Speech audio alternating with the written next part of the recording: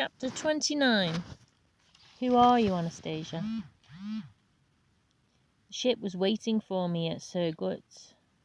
The captain and crew were awaiting my instructions, but there was no way I could concentrate my thought on working out the subsequent itinerary, and ordered the ship's crews to continue standing in port at Sir Gut, hold parties for the local population to come and have a good time, and keep up the promotion and sales exhibits.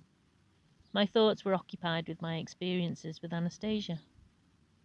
At a local shop, I purchased a great deal of popular science literature, books on extraordinary phenomena and people's unusual abilities, as well as the history of Siberia. I squirreled myself away in my cabin, trying to find in all these books some sort of plausible explanation. In addition, I wondered whether Anastasia's shouting of "I love you, Vladimir," in her attempts to help the village girl, could have really engendered in her a feeling of love for me. How is it that mere words, which we often utter without putting a sufficient amount of suitable feeling into them, could have affected Anastasia, in spite of the differences in our ages and views on life and lifestyles? Popular science literature gave me no clues. Then I picked up the Bible, and there it was, my answer. At the very outset of the Gospel according to John, I read, "In the beginning was the Word, and the Word was with God, and the Word was God." For the umpteenth time it struck me how laconic and precise were the definitions of this amazing book. Immediately, a lot of things became clearer in my mind. Anastasia, incapable as she was of trickery or deceit, could not just simply utter meaningless words. I remembered her saying, it seemed as though I had forgotten at that moment that it was not enough just to simply utter those words. There definitely had to be behind them feelings, an awareness and trustworthiness of natural information. Oh God, how disappointingly her hopes had turned out. Why had she addressed these words to me? Here I was, no longer in my prime, someone with a family, enslaved to a great many of this world's temptations, dark and destructive, as she herself said.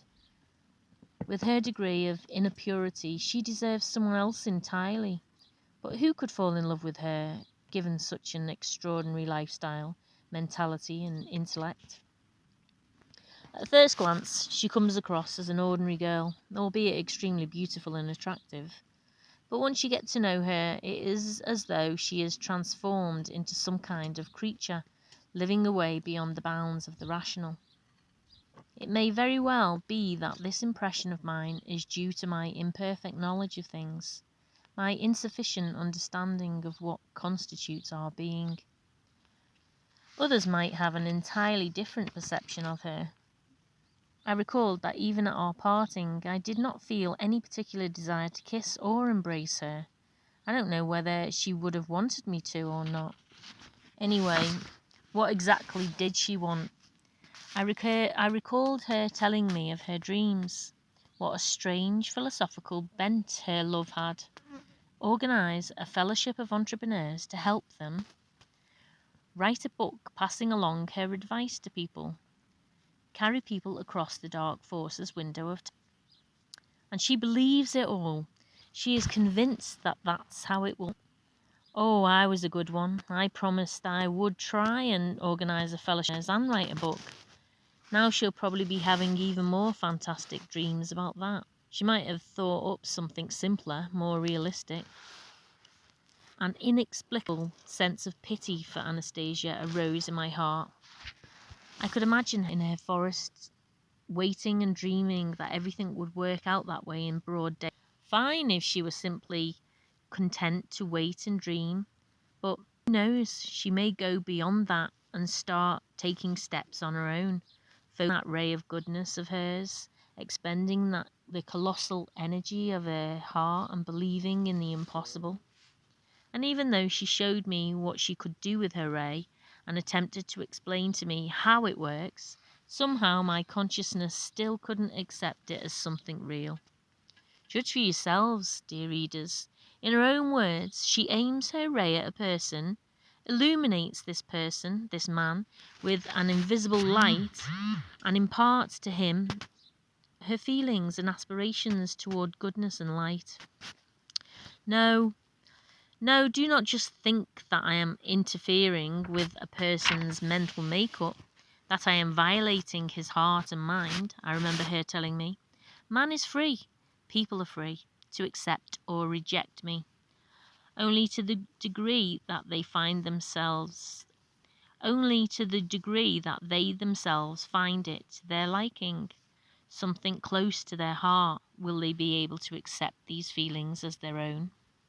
Then they will become lighter and brighter in their appearance too, and your diseases will leave them, either partially or completely. My grandfather and great-grandfather can do this, and I have always been able to. Great-grandfather taught me when he played with me in my childhood. But now my ray has become many times stronger than grandfather's and great-grandfather's, because in me has been born that extraordinary feeling called love. It is so bright and clear, and even a little fiery. There is such a lot of it, and I want to share it. With whom, Anastasia? I had asked. With you, with others, with anyone who can accept it. I want everyone to experience good. When you begin to do what I have dreamt of, I shall bring many of these people to see you, and together you... Remembering all this, picturing her in my mind, I suddenly realised that I couldn't help but at least try to carry out her wishes. If I didn't, I would be tormented with doubt for the rest of my life, along with the feeling that I had betrayed Anastasia and her dream. Perhaps her dream wasn't all that realistic, but it was something she passionately desired. I made my decision, and the ship headed full steam for Novosibirsk.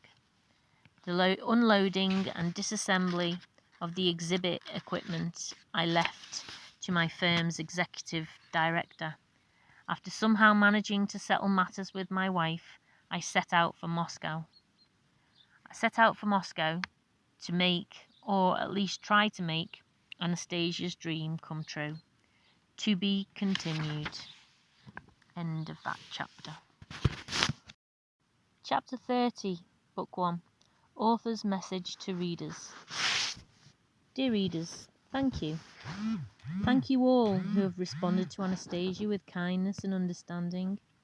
Indeed, I could not imagine that she would actually be capable of arousing so many feelings and emotions.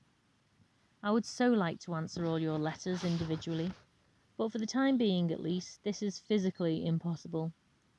The last lines of this book were penned in the Caucasus, where I have been working with local archaeologists and enthusiasts in investigating the dolmens Anastasia told me about.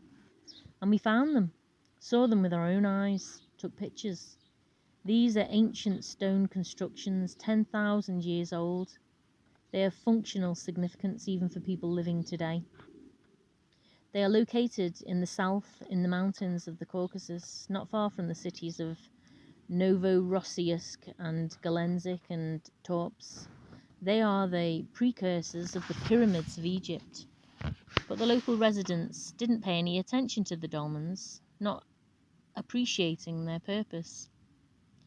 Even though the dolmens were classified as historic monuments, they were ransacked by the local population.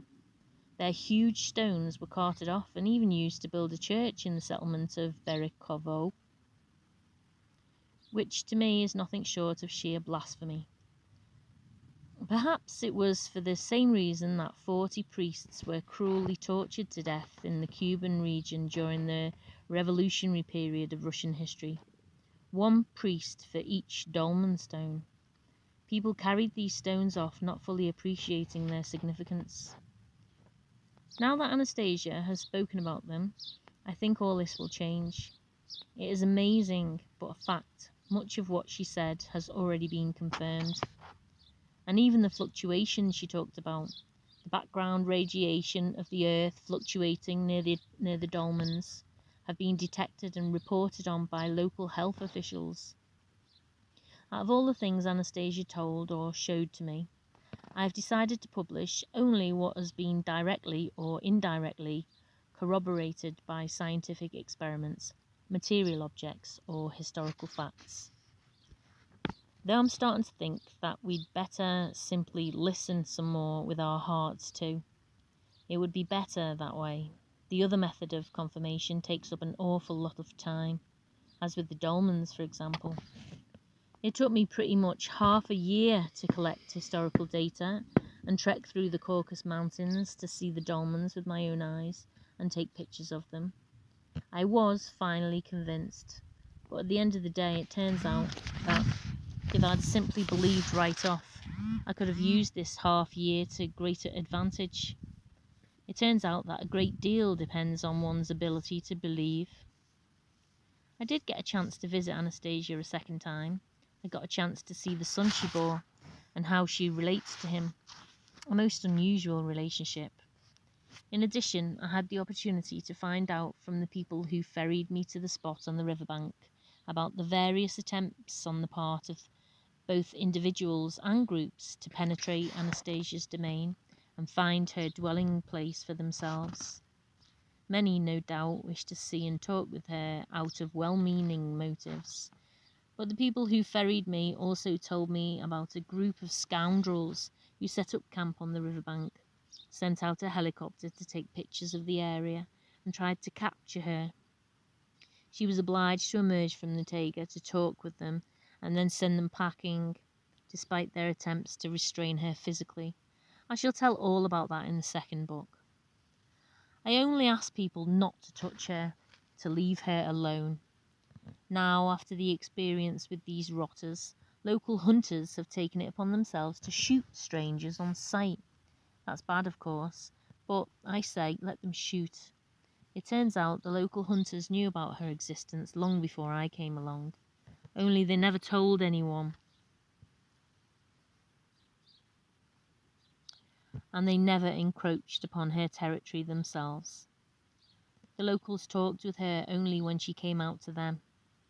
I started having pangs of conscience for having told about her without hiding the location, especially in the first edition of the book, and for not changing the names of people I mentioned or even the name of the ship. Anastasia calmed my fears a little when she said, "Never mind, after all, I was the one who wanted to reveal myself to everybody. But I'm wiser now. I shouldn't have mentioned specific names, and in future I shall try to be more circumspect. But still I want to emphasize, please don't disturb her. She herself will tell everything she feels is necessary to reveal. We must not do to her what we have already done to one Siberian family, the Lykovs, described by Vasily Peskov in his Dead End in the Taiga. As far as I know, the only member of this family remaining is Agafia, who is dying of cancer, left helpless, taken out of the Taiga. A real tragedy how things have turned out. The Lykov family lived in the Taiga for many years, but died out after contact with our enlightened civilization. Which way of life, then, is the real dead end? I can understand why so many people want to contact Anastasia, but it's impossible for her to meet and talk with everyone, and after all, Anastasia does have a young child to care for. There is an Anastasia Club or community organisation operating in Galenzik, headed by Valentina Larionova, an ethnographer of 30 years' experience.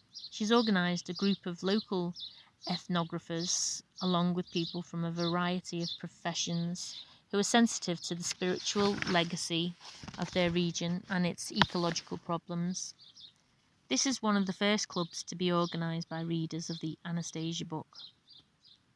The members of the Galenzik Club have made what is, to my mind, a remarkable discovery.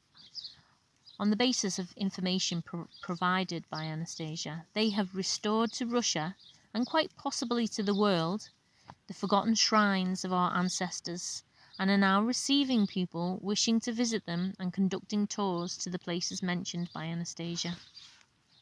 About Galenzik, for example, Anastasia has this to say: "This city could be richer than Jerusalem or Rome, But because of its rulers' neglect of our pristine origins, this city is dying. I believe this and other cities and settlements will be restored not by the rulers of this world, but by the hearts of ordinary people aroused by Anastasia. And there's more. Many healers, wizards, and preachers are now speaking out regarding Anastasia. "We are like ants compared to her," said the chairman of the Russian Healers Foundation, Vladimir Mironov. I've seen a video recording of a speech given in front of a large audience by the leader of a religious denomination, in which he referred to Anastasia as the ideal of womanhood to which we should aspire. He added, "Her ability to draw inferences and conclusions and level of intellect far surpasses that of humanity today." This video is now being copied and distributed. Much the same type of reaction is coming from people with extraordinary abilities living in India. Still, another religious leader said that while Anastasia is currently studying our life, she has not yet managed, unfortunately, to meet up with a real man. Later I was told that there is one chap, very much like Anastasia, living in Australia, and that the two should meet. I, of course, did not have any pretensions to being a real man, far from it, even in my thinking, but perhaps it is still premature to think in terms of arranging a marriage, and it isn't right to idealise her to such an extent. It is this idealisation of Anastasia that has prevented a timely recognition of what she has done. Just think calmly and rationally about what's happened. A child has been born, and I've held him in my arms. I have heard his little heart beating. There is a child. He's growing up, but he has no official birth certificate. He will grow up and want to go somewhere, maybe abroad, for instance. Maybe he'll want to see the world. Who will issue him a passport to travel abroad? What country is he a citizen of? What shall we tell him then? "Oh, well, somehow we haven't thought about any documents for you. You just stay here in the Taiga." I checked with a legal firm on the question of a birth certificate. The lawyer said Anastasia would have had to give birth in a hospital. Then, even if she didn't have a medical record, they could have at least issued her a memo regarding the birth, which she could have used to obtain a proper birth certificate.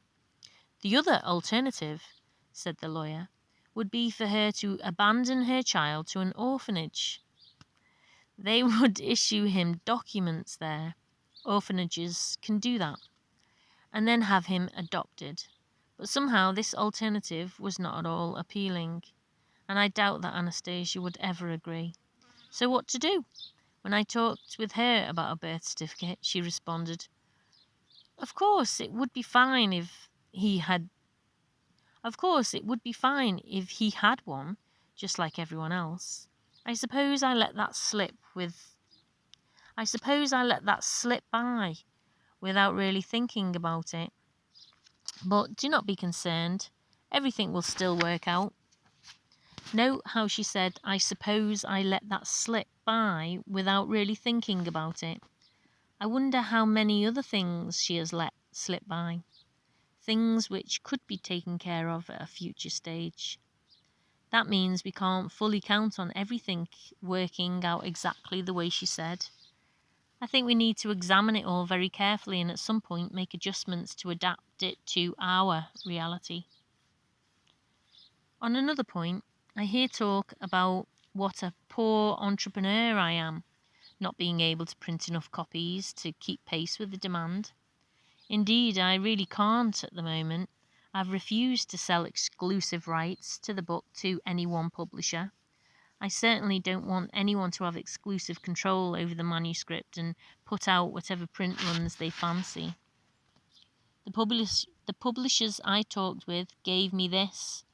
The style needs to be edited and made more literary. In its present form, it is only Anastasia's explanations and monologues that make the book worth anything at all. My language is seen as stilted. They suggest I think up a catchier title, something like Dead End in the Taiga, the healer girl, or even the girl from outer space. But I do not consider Anastasia to be from outer space, nor do I consider her to be at a dead end in the taiga. She herself, after all, simply wants to be man, a normal human being. Of course, I can always exercise my author's privilege, even in confrontation with publishing houses, but a lot of time would be wasted on that. I've been using the proceeds of the initial print runs to pay for subsequent runs in the print shop, bypassing the publishing houses altogether. So things will even out in the long run. If someone is interested in assisting along this line to our mutual advantage, I'd be happy to listen, but without the condition of exclusive rights. I should also say a few words about a certain situation involving my relationship with my family. The Moscow group, now looking after distribution of the book, has received a number of letters and phone calls about this. There have been complaints that calls and letters to my home address, indicated in the book, could not have...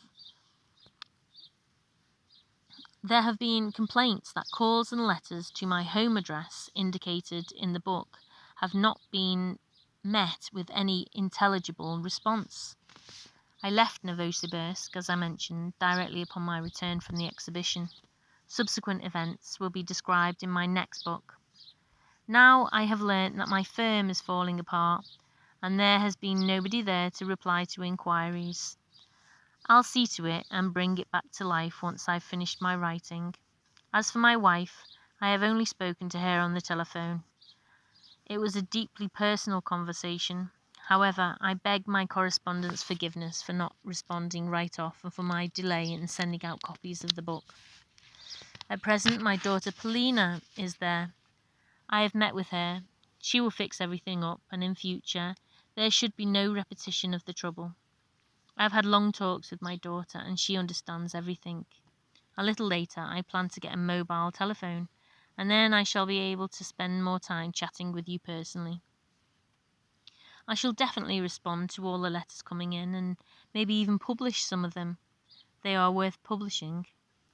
There are letters about Russia, about love, about bright aspirations.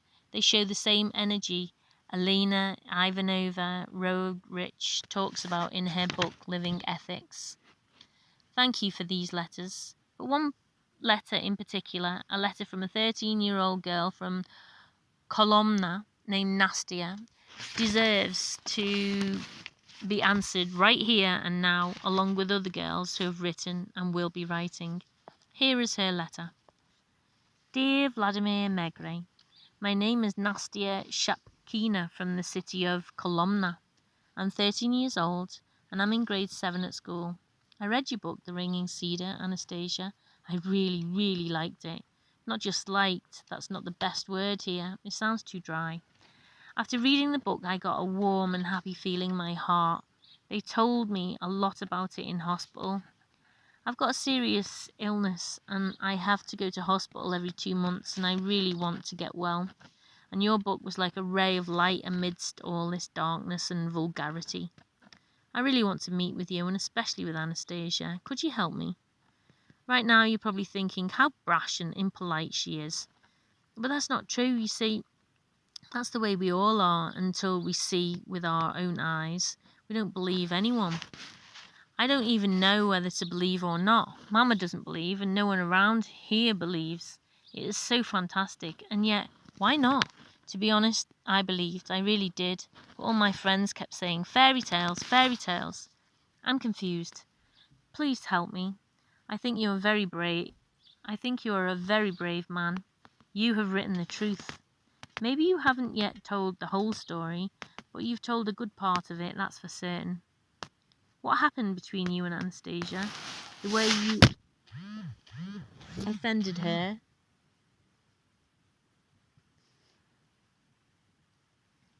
The way you offended her, and then it turned out she wasn't to blame. All sorts of things.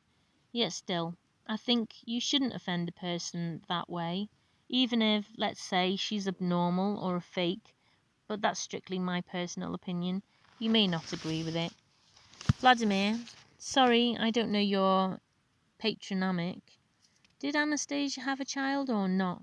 And if she did, is it a boy or a girl? And what did your wife think of that? And my last question.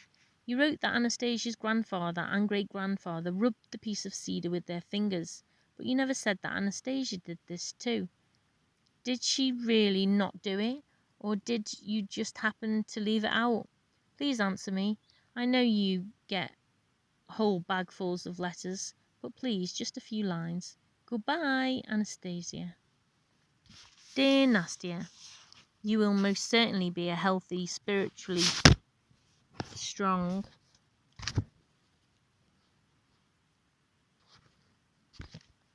and pretty girl. I shall ask Anastasia the next time I visit her to help you. True, Anastasia has a unique approach to healing. She looks upon illness as a conversation between God and man. An illness can be a warning or a deliverance from something even more terrible, and she showed me examples of this. I'll be telling about them later in a new book. I shall try and persuade her, though she's pretty stubborn about sticking to her views. She says it's only man himself, through his spirit and conscious awareness, who can cure anything without negative side effects, while outside interference is often harmful. Nastia, judging by your reaction to the book, you seem to be already healthier spiritually than a lot of people. That's the main thing. I'm beginning to realise that that's really the case. As far as whether people around you believe or don't believe in Anastasia's existence, I'll answer you by quoting what someone said at one of my get-togethers with readers. When that question was put to me for the umpteenth time, he got up and declared in a loud voice, "Look, people, you're holding in your hands an impulse of inspiration, a thought bursting forth, a call to action, an idea. It's right here in your hands. What more do you want? A sample of her blood, urine, and feces for analysis? Is there no way you can do without that? After all, the greatest and most important proof is already sitting right there in your hands." You see, Nastia, I've come to the realization that Anastasia is an uncomfortable concept for many, and they'd rather she didn't exist at all. After all, she's breaking down a whole lot of technocratic dogmas, conventions, and priorities. Against the background of purity emanating from her, we suddenly start to become aware of our own filth, and that's not always what we want, especially when we like to think of ourselves as so good and smart and conscientious, no matter what we do. Anastasia said, "I exist for those for whom I exist." I don't think there was anything special hidden in this statement. Anyone who wants to believe can believe. If they don't want to believe, they don't have to. However, I was mistaken. Some people read and nothing happens with them. Others, they find a great feeling of love, kindness, and inspiration welling up in their heart. And like a shower of spring rain, the world feels this grand poetry of love, a poetry of the heart which is capable of perceiving the light, magnifying it, and sharing it with others. These are the people who feel her and know that she does exist.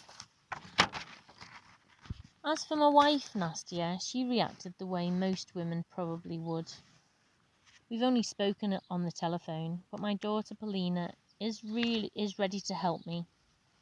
She understands everything and brings me letters. She was the one who brought me yours. You say it was wrong on my part to offend Anastasia that way. Of course it's wrong. I would never do anything like that again. The same people can be different at different times. Our son was born. He's such a strong little lad, smiles all the time, and Anastasia is happy and enjoying her life. My best to you and your mama. I wish you joy and happiness in your life. You deserve it. You're a strong girl, and you can make your friends happier too, more consciously aware of things. A word about religious believers, their inquiries and questions. I've spoken with Anastasia, with members of the clergy from our Orthodox Church, as well as with representatives of various denominations. Some of them are quite favourably disposed to her. Others say, with some apprehension, that she's most likely a heathen. She could break down people's faith in religious doctrine or resurrect idolatry or something nobody knows about yet, and it's wrong for her not to be baptized. Her attitude to religion will be discussed in greater detail in the second book, and it is really quite extraordinary. I'll just mention a few points here. You see, she told me it is good that they are already talking about the soul, about kindness and the light. Who is the most worthy? I am unable to say. But what about the sects? I counted. The sects that have been banned. Now, everyone says that they took the wrong path, their actions were wrong. Do you think so? Then think of this. A group of soldiers is out on patrol. One of them in the lead has broken off or gone to one side and gets blown up by a mine. Yes, you can say he took the wrong path. His actions were wrong. But you can also say that these same actions saved other people's lives. In any case, Anastasia, which religion do you think is closest to you? The one most comprehensible? Vladimir, let us say you had never seen your parents or talked with them. You would probably be happy to hear anyone talk about them, even if they each talked about them a little differently. Where the truth lies, you can judge for yourself after reflecting on everything inside you. After all, you are their offspring. You are your parents' child. As for me, though, I do not need any intermediaries. Well, okay, that's enough about doubts. There are some rather pleasant phenomena about Anastasia. That Anastasia has somehow managed to bring about in our reality. I was especially skeptical that she would actually be able to infuse something into the text of the book. These are her own combinations and rhythms, as she said, coming from the depths of eternity. But after the first edition came out, in a run of only 4,000 copies, something incredible happened. Many people were so moved by feelings and emotions that poetic verses began flooding in by themselves. There are a whole lot of them now. These are just ordinary people, not professional poets who have been writing. There are enough poems to date to put out a whole separate volume of them. In the Moscow group devoted to studying Anastasia phenomenon, they say that nowhere in the world, in the past or present, has there ever been a person or image capable of provoking such a huge poetic outpouring in such short a time. Another surprising thing is that while in the first book there is almost nothing said about faith or Russia, the majority of the reader's poems speak directly about faith in Russia and bright aspirations, and it seems to me they do this most inspiringly. And this had a calming effect on my thought about Anastasia's influence. After all, the Bible tells us how to distinguish the bad from the good, the false prophet from the bearer of truth. It says, "By their fruits ye shall know them." And if Anastasia's aspirations and her combinations bring forth such radiant poetic feelings, those are undoubtedly good fruits. And I even thought, if this goes on much longer, she's going to turn half the population of Russia into poets, enamoured of their motherland, the earth, and all nature around them. I sorted the poems into several categories: anonymous poems, signed poems, poems by soldiers, and poems by government officials. And do you know what this kind of sorting shows? It shows that there is absolutely no point in dividing society up the way we do sometimes and blaming our troubles on certain categories of people, like entrepreneurs, the military, government officials. Their hearts all beat in exactly the same way, and across all these categories there are people sincerely striving for the light, for the good. As for our troubles, there is something we probably all produce by ourselves. In this edition of the book, I have decided to publish one poem from each category. Anastasia, Book 1. These are poems inspired by the Ringing Cedar series that Vladimir published in his first book. 1. Anastasia's Ray. Into our busy, bustling life of lonely souls in crowds immersed, from the vast universe of space, a ray broke through to the earth. It glistened brighter than the light of the sun, or of gold of purest hue. My people, greetings! Here I am, as your brother speaking to you. I have been sent to you by love, sent to you by the age's call. Come to me and take of mine, I give myself to all. Wait there, my friend, where are you going? Why is there sadness on your face? You've been forsaken, yes, I know all time and space. Dear people, what are you thinking, people? The world is beautiful, no end. I can do everything, dear people, because I am your friend. But the crowd only surged against the ray, rushing along on their fashion-shod feet, and kept on shoving it away into a puddle in the street. The ray dipped into the dirty slush. It felt no offence and shed no tear, but all at once the slush burst forth, and in a water spring crystal clear. And then a little boy came running, and fearing no punishment therefrom, he leapt, feet first, into the puddle, and drew on the ray's sweet balm. His mamma got angry with despair, and wildly waved her arms in dread. But Pushkin's statue on the square suddenly came to life and said, "Now wait, you must not spank the boy. He did not act just out of fun. Pay heed to him. Your hearts will be illumined by your son. Come near and feel his moistened hands. Come close and touch your blessed son, and you will find there in his palms all that poets have sung, all they've created through the ages, reflected there within the heart. Mama, mamachka, my mama." The little boy hugged his mum. "Mama, can you hear the singing? Hear the song of happy birds?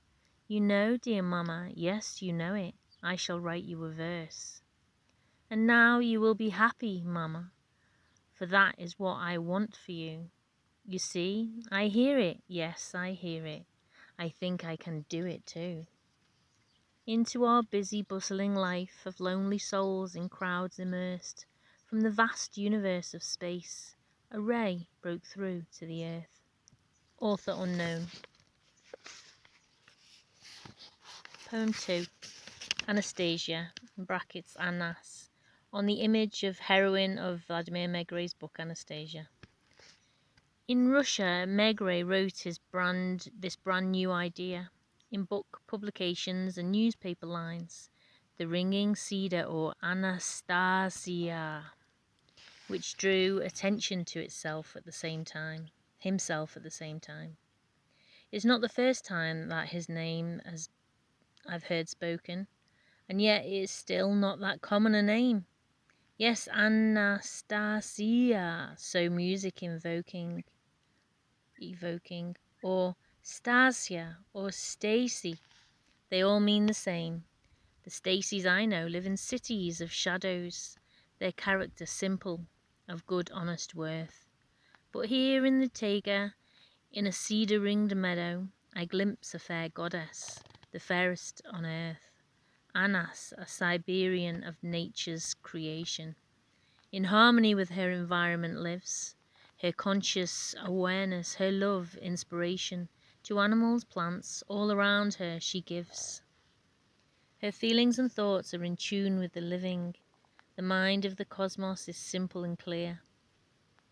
In all of our wide world, believe me, there's nothing escaping her knowledge of stars or light years. Clairvoyant, Anas cures disease at all stages. The great ringing cedar enhances her reach. She draws upon cultures of all lands and ages for logic and meaning and richness of speech. An analyst practicing nature's ecology, her meaning of life is in tune with the world. Intuitive grasper of highest astrology, there's nothing impossible for this precious girl.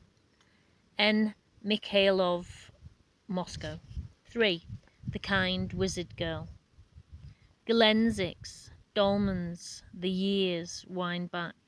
Time has opened a window, just a crack, for the stretches of infinity to be understood, evaluated, felt through and through, recognized as fact. Stepping over my threshold limit, through the light of good in the blue expanses way up high, I come to you, Anastasia, born again in the twinkling of an eye. You are a flower of consciousness and will, your might from cedar trees and forest leaves, and from such charming, mystical, magical thoughts, that I'm ready to be one who simply believes. Every beast and insect, raven and jay, every serpent, blade of grass and hay, you, wizard girl, kind maven of the way, so many aroused in what you have to say, your thoughts, ideas, even stronger now today, shed light on all the earth with their bright ray. O.T. Vielshina Galenzik. 4. Anastasia's love. To the woman of my beloved, I shall pray for you are loved, the woman of my own beloved. As his heart's desire, you will be blessed as I wished for you the best. Keep him safe when he is strong or weak or brave. Keep him safe when he may be irrationally behave. Keep my beloved safe and sweet. My days, it seems, have flashed in a beat. Their crazy dance has burned me with its heat. My years have started passing all too fleet. My son has started walking on his feet. Your papa is the very best, my son, the very best. It is I who did not manage to open up to him. In life, my son, that can happen on a whim. Another woman takes his fancy and steps in. You are both caressed by the gentle breeze of spring, which tells me in the whisper of the leaves how he feels the warmth, how he feels the joy, both from your hands and from your lips. I shall not dare distract him from the warmth and tenderness of your eyes. And should that not be enough, I shall send you a ray of sunlight to relieve you of your grief. The years will fly past, just like a stormy night. Life will seem to you like an empty room. I, as a fading star falling to earth from above, shall chase from your soul the nighttime gloom, and I shall be able to pray, please do believe, so that you, by the light ray illumined, need feel no withering love.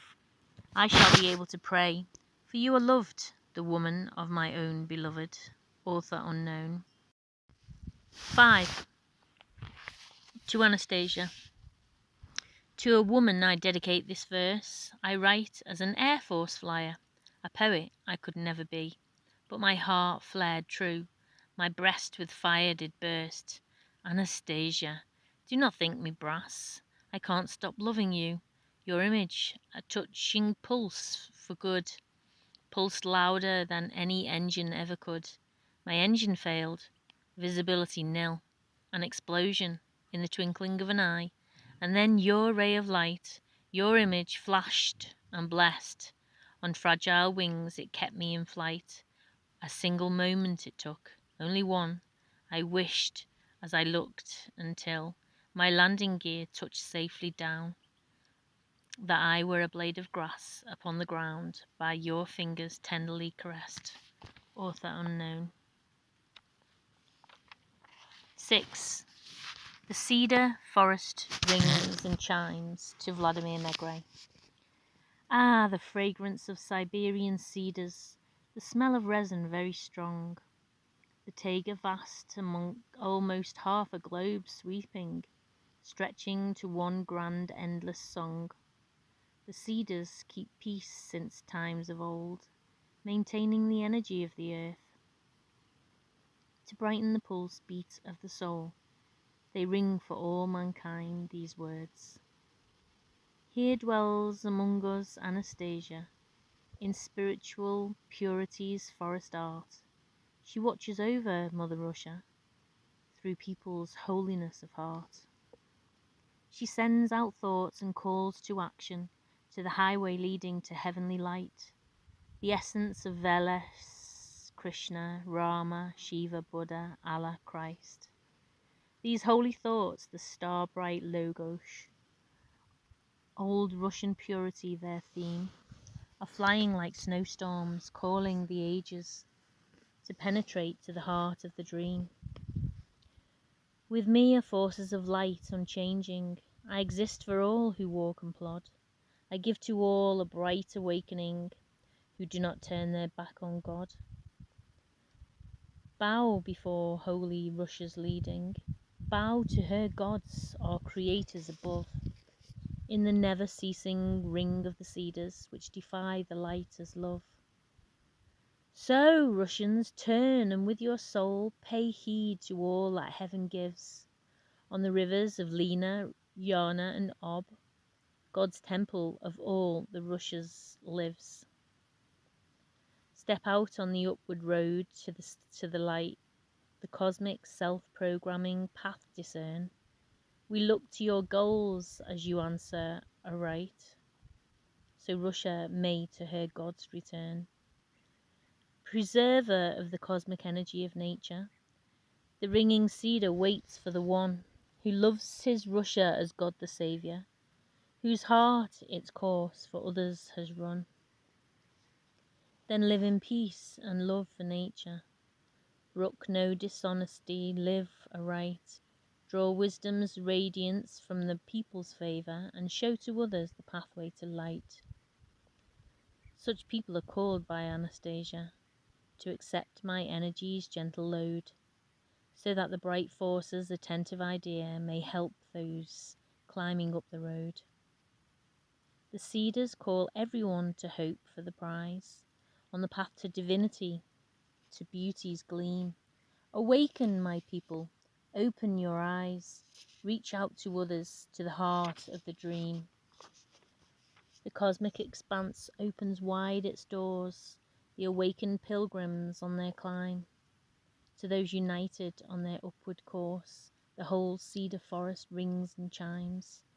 Yar N. Kultunov, president of the Cosmos Society of the Russian Space Exploration Committee, Moscow. Number 7. Two goddesses. Do not come here to see my shame, or think with mute reproach to bless, nor hand nor secret stare can claim to lift the cross from my poor chest. No earth-bound cry will scare away the soul of heavenly confusion. It will not blight the holy ray of mind and feelings into fusion. The world is full of sun and storm, of finger snaps and love's fire too. Here ashes, flame, blood, tears are born, where mind is false but feeling's true. Wild honey becomes bitter, surely, no sweetness from the wormwood's bloom. Pretenders will not grasp the worldly, the afterlife, the wise will doom. All stories, letters, poems, flowers will waken to the heavenly blue. I see two goddesses, two powers. These are my poetry and you. Verse should not be debased as phantom. It will not see a final breath. You are immortal, we are random, in poems just like birth and death. G. Portov, physicist, Krasnodar.